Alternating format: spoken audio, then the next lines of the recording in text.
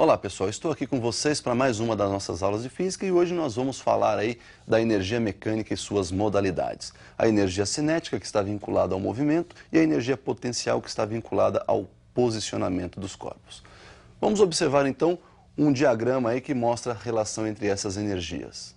Nós temos aí então a energia mecânica, que será a soma das energias cinética e energia potencial, ou seja, a cinética de movimento, potencial de posição. Já a potencial ela se divide em outras duas modalidades, que é a potencial de gravitação, ou seja, a potencial gravitacional e a potencial elástica. Observe então que nós vamos fazer aí a definição de todas essas modalidades e depois no final nós vamos fazer o somatório e compor aí então a nossa energia mecânica. Vamos observar então a definição de energia cinética. Nós temos aí então um corpo sobre um plano horizontal, inicialmente parado, portanto velocidade inicial zero, e a resultante das forças então aplicadas a esse corpo nos dá um deslocamento horizontal, né? E ao final desse deslocamento horizontal ele assume uma velocidade final que eu vou chamar de v. Essa força então realiza um trabalho e a energia que mede essa capacidade de realizar esse trabalho nós chamamos de energia cinética. Perceba então que essa energia cinética vai ser dada pelo produto da força resultante aplicada a este corpo, pelo seu deslocamento e pelo cosseno de θ. Nesse caso, θ é igual a zero, porque a força e o nosso deslocamento têm a mesma direção e o mesmo sentido. Percebam ainda que a força resultante é dada pelo produto da massa pela aceleração adquirida pelo corpo. Então, juntando essas equações, nós poderíamos dizer que a energia cinética é dada pelo produto da massa, pela aceleração do corpo e ainda pelo módulo do seu deslocamento. Esse deslocamento e essa aceleração estão relacionados na equaçãozinha de Torricelli.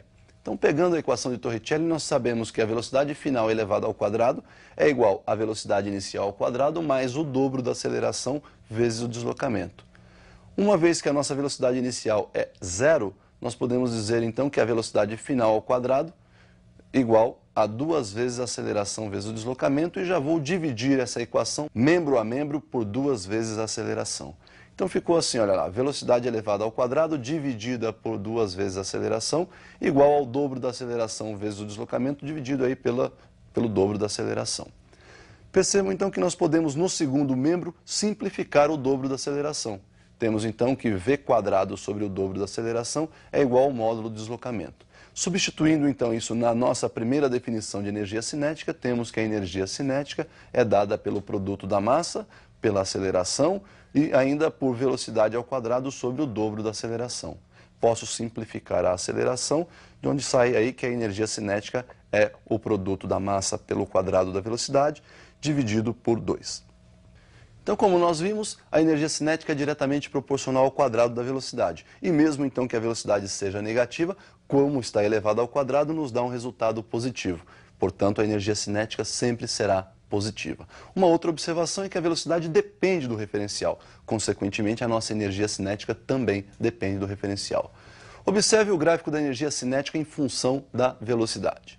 Olha lá, vamos fazer a energia cinética como sendo m sobre 2 vezes v ao quadrado, onde esse m sobre 2 é constante, a massa do corpo não muda e o 2 aí é um número constante.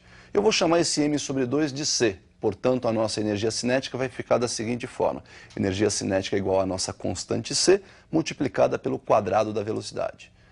Quando nós definimos, então, que o eixo vertical representa a energia cinética e o horizontal representa a velocidade, para qualquer valor de velocidade, positivo ou negativo, se eles tiverem o mesmo módulo, quando elevado ao quadrado, me proporciona a mesma energia cinética. Então, nós vamos ter aí, por ser uma equação de segundo grau, uma parábola, com cavidade para cima porque a nossa constante é positiva e percebam que o nosso eixo de energia cinética é o nosso eixo de simetria. Por outro lado, se quisermos então relacionar a energia cinética com o quadrado da velocidade, a equação passa a ser uma equação de primeiro grau, porque estou relacionando cinética com quadrado de velocidade. Então nós vamos ter uma reta crescente passando pela origem porque trata-se de uma relação diretamente proporcional. Para uma energia cinética, sempre vou ter um quadrado de velocidade correspondente. Então, a tangente desse ângulo, que é o nosso coeficiente angular, a tangente do ângulo θ, será numericamente igual à energia cinética pelo quadrado da velocidade, que nos dá exatamente a nossa constante c, que por sua vez é a massa dividido por 2. Então você viu aí a relação entre a energia cinética e a velocidade de duas formas diferentes lá nos gráficos. A próxima modalidade de energia que nós vamos definir é a energia potencial, que é aquela vinculada ao posicionamento. Vamos falar primeiro da potencial gravitacional. A energia potencial, então, é exatamente igual ao trabalho realizado pela força-peso, que está vinculada à posição do corpo em relação à altura que ele se encontra do nosso referencial. Então, energia potencial é igual ao produto da massa pela gravidade e pela altura. Ao contrário do trabalho, que só é realizado se o corpo está se deslocando, a energia potencial ela existe mesmo se o corpo estiver em repouso. Portanto, o sinal da energia potencial gravitacional agora está vinculado ao posicionamento do corpo em relação ao nível de referência. Se estiver acima do nível, energia potencial positiva. Abaixo do nível de referência, energia potencial negativa. E se estiver no nível de referência, a energia potencial é zero, pois a altura então será zero. Observe que a variação da energia potencial ela não depende do nível de referência. Deem uma olhada no visual onde nós vamos apresentar então uma variação de energia potencial. Eu tenho aí um corpo posicionado no ponto A e ele vai sofrer um deslocamento atingindo aí o ponto B. Observe então que nós temos aí do ponto A para o ponto B um desnível que eu chamei ΔH. Esse ΔH é a diferença entre as alturas HA e HB. A variação da energia potencial de A para B, então, seria a energia potencial de A, mg vezes HA, menos a energia potencial de B, mg HB. Se colocarmos em evidência esse mg que está presente nos dois termos da direita da nossa equação, nós temos que a variação da energia potencial será mg multiplicada, então, pela diferença entre as alturas HA menos HB, que é o nosso desnível que nós chamamos de ΔH. Daí, então, percebam que a variação da energia potencial é dada pelo produto da massa, pela gravidade e pelo nosso desnível ΔH. Bom, nós vimos então a relação entre energia potencial, vimos que o desnível proporciona aí uma variação de energia que não está vinculada ao nível de referência e nós podemos relacionar aí essa energia potencial com a altura através de um gráfico. Observe como fica o gráfico então da energia relacionada à altura em que se encontra esse corpo. Então observem na relação gráfica, no eixo vertical nós temos a energia potencial, no eixo horizontal a altura. A reta passa pela origem dos eixos porque a relação é diretamente proporcional. Para uma energia potencial nós sempre temos uma correspondente à altura e o coeficiente angular então dessa nossa reta nos proporciona calcular aí o peso do corpo. Observem que a tangente de θ será numericamente igual à energia potencial dividido pela altura h, onde nós então lembramos que a energia potencial é mgh, produto da massa, gravidade e altura, dividido por h. Simplificando então h em cima, h embaixo, nós temos que a tangente de θ é numericamente igual ao produto mg, e por sua vez esse mg aí é o próprio peso do corpo, daí então tangente de θ numericamente igual ao peso do corpo.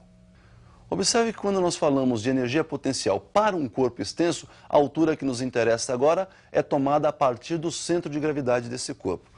Então observe na figura como seria tomada essa altura. Tem aí um corpo extenso, seu centro de gravidade está assinalado, e nós vamos, para calcular sua energia potencial, utilizar a sua massa, a gravidade local e a altura que vai do solo que nós adotamos como referencial até o centro de gravidade desse corpo.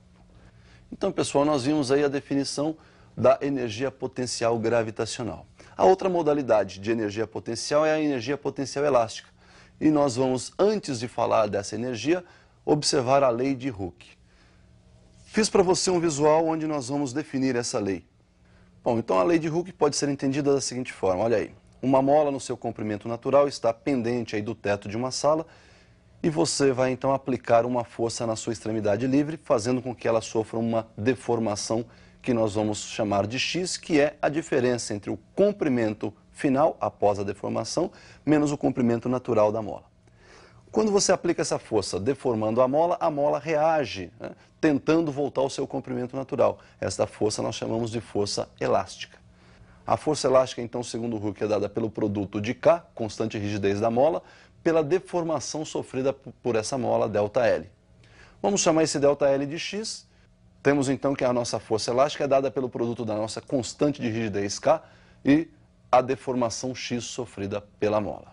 Observe que a lei de Hooke é uma relação diretamente proporcional. Nós vamos fazer uma relação gráfica para essa lei e daí nós vamos tirar duas propriedades importantes. Inclusive, uma delas é a própria definição da energia potencial elástica. Perceba como fica o gráfico dessa nossa lei de Hooke. Então, nós temos aí o gráfico que representa a força elástica em função da nossa deformação x. É uma reta passando pela origem dos eixos, por ser uma relação diretamente proporcional. Na vertical, nós temos a força elástica Kx, correspondente à deformação x lá na horizontal. Perceba que a primeira propriedade, então, vem do coeficiente angular dessa nossa reta. A tangente do ângulo de inclinação da reta é numericamente igual ao cateto oposto, que é o nosso Kx, dividido pelo cateto adjacente, que é a própria deformação x. Kx dividido por x, posso simplificar x em cima, x embaixo, daí a nossa tangente ser numericamente igual à constante elástica ou à constante de rigidez K.